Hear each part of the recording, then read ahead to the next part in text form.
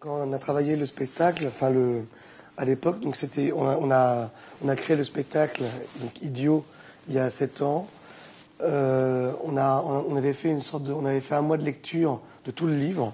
On avait essayé de le lire en respectant même les indications qui étaient données dans le roman. Par exemple, quand il disait il crie, on criait, il chuchote, on chuchotait, etc. Ce qui faisait qu'on hurlait tout le temps. Je pense que le spectacle, il est complètement en dessous de ce que je te disais, il est complètement en dessous de la violence du livre. C'est marrant parce que des fois on dit que le spectacle, on modernise quelque chose.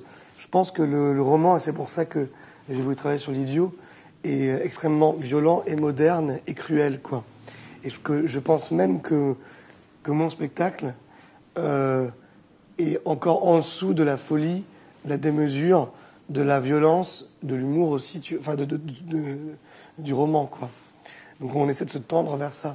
Par exemple, ce qui m'intéressait beaucoup dans le roman, quand on travaillait dessus pour le monter, c'était l'idée que quelque chose se déroulait et que c'était jamais fini. C'est-à-dire qu'en fait, quand il y avait une image dans le roman ou une sorte de décharge d'émotion, il y avait 1000 pages, il y avait une sorte d'escalade comme ça de folie dans tout le roman, et on arrivait au bout de 900 pages, c'est une sorte d'énorme vague qui n'a pas vraiment de mesure logique, même de la part de Dostoevsky. C'est-à-dire qu'on se dit que comment l'auteur a pu écrire autant de choses avec autant de démesure et avoir une idée autant démesurée du monde. Et ce que je trouvais intéressant dans ce roman, c'est aussi l'idée qu'il l'a écrit à une période de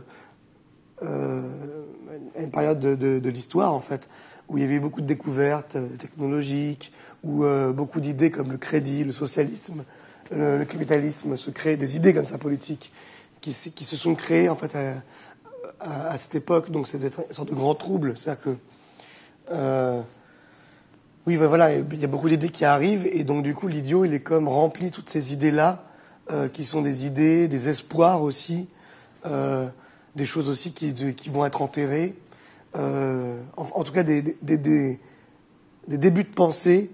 Et mon impression, c'est des débuts de pensée dans lesquels maintenant, aujourd'hui, on en est un peu à la fin. Après, c'est pas mon envie non plus de moderniser le roman. J'ai jamais essayé de moderniser le roman.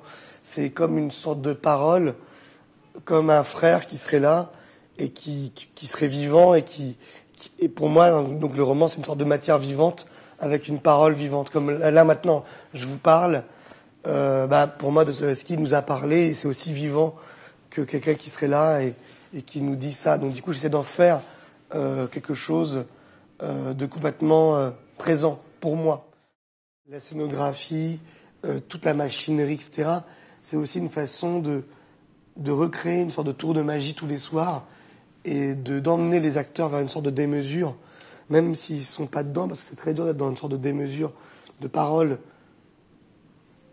démesurées tous les soirs. Donc c'est aussi une manière d'imposer une démesure avec tout le décor, tout le Capharnaüm, quoi. Et de toute manière, et je pense que c'est important au théâtre. Moi, c'est presque là esthétiquement, je trouve que au théâtre, je trouve qu'à des moments c'est un peu trop restreint et que je trouve que le théâtre public, tu vois ce que j'en veux, il est là aussi pour faire un grand tour de magie et que c'est super important de rester dans cette chose-là parce que c'est une vraie. On pourrait avoir une discussion presque de politique culturelle, tu vois, sur les spectacles, parce que c'est hyper important de défendre aussi ça, de dire on peut faire des grands spectacles où il y ait une forme de magie, de démesure. Donc c'est vraiment quelque chose, et ça demande beaucoup d'énergie, beaucoup d'efforts. C'est pas un truc d'enfant gâté, parce que c'est vraiment, que ce soit pour les théâtres qui accueillent, pour nous, pour tout le monde. Je sais pas pourquoi je parle de ça, je dérive totalement, mais vous comprendrez. Mais c'est quelque chose, je trouve que. Mais d'ailleurs, tu vois, au Théâtre de la Ville, il y a plein de spectacles qui racontent ça. Et je trouve que c'est super important. C'est super important que les gens voient quelque chose d'exceptionnel. Voilà.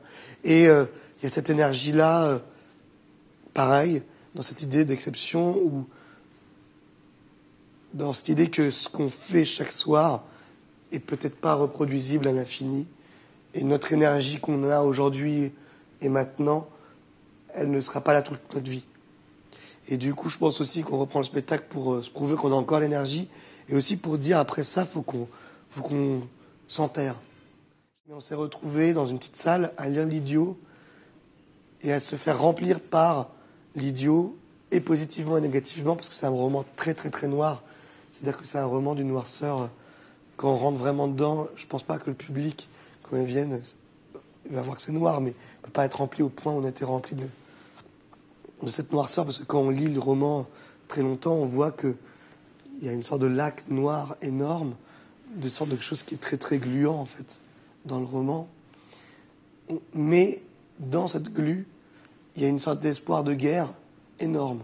C'est-à-dire en fait, par exemple le dernier monologue de l'Idiot, je trouve très important, il dit « Moi je parle, je sais que ça ne sert à rien, que vous allez me prendre pour un fou. » Il dit « Voilà, ce que je suis c'est démesuré, je dois faire trop de gestes ridicules, ça n'a pas de sens, ça n'est pas carré, c'est pas bien fait. » Et là je pense que c'est même ce qu'il dit lui-même son propre roman, tu vois, de Dostoïevski. Mais si je parle pas, ça voudrait dire que toute notre vie, toute notre existence ici et maintenant, notre combat n'aura pas eu de sens.